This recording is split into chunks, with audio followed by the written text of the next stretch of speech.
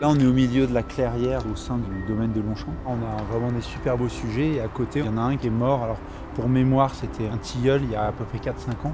Et donc ça fait partie des arbres qu'on aimerait commencer à remplacer petit à petit.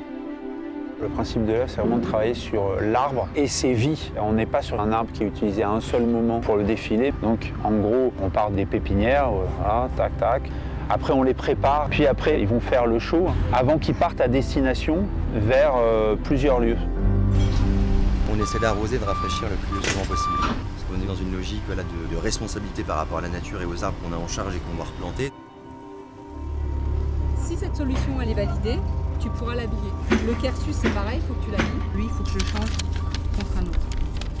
On n'est pas juste dans le monde de l'illusion le temps du show, mais on est bien dans quelque chose qui va être construit pour l'avenir sur certains sites. C'est vraiment l'idée de passer dans un mode actif.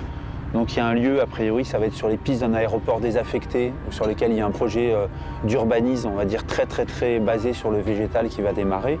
Après, il y en a d'autres qui vont aller renforcer le parc et les bosquets de la fondation Good Planet. On est là sur la base de 117, sur laquelle on va amener une partie des arbres du défilé. On a du liquide en barre, du lérodendron. On aura même du châtaignier, il y a des hêtres. C'est une des espèces qui n'est plus du tout dans sa zone. Et moi, ce qui m'intéresse, c'est justement voir comment on peut la réinstaller. On peut déjà se servir de la protection, l'écrin dans lequel on est là, pour les accueillir dans de bonnes conditions. On est parti sur la scénographie la plus cash, la plus radicale. Le set, là, on l'a bien positionné, c'est-à-dire tout a été mis de façon orthonormée, comme dans une pépinière horticole. Et surtout, là, maintenant, on fait des calages par rapport à la lumière pour tout le jeu de transparence qui va nous permettre d'avoir des faisceaux lumineux qui traversent les feuillages. On a une très grande diversité de feuillages puisqu'il y a à peu près 70 espèces sur site.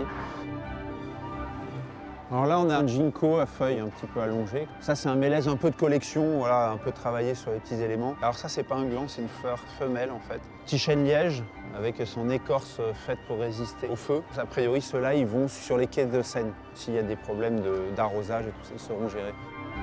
On a des étiquettes de ce type qui vont être suspendues comme ça, avec l'espèce, le climat, la zone d'origine et l'endroit où ça va être planté avec la destination finale.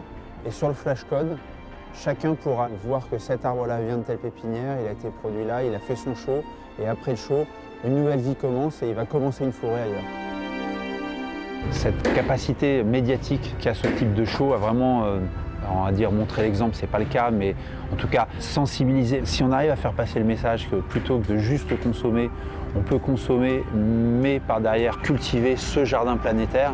Le jardin planétaire, c'est le fait que la Terre en arrive vite aux limites et aux confins de ce qu'elle arrive à supporter en termes d'emprise de l'homme sur les écosystèmes. Il faut qu'on soit comme le jardinier qui prend soin de son jardin, et son jardin, son environnement, sa ville, sa planète.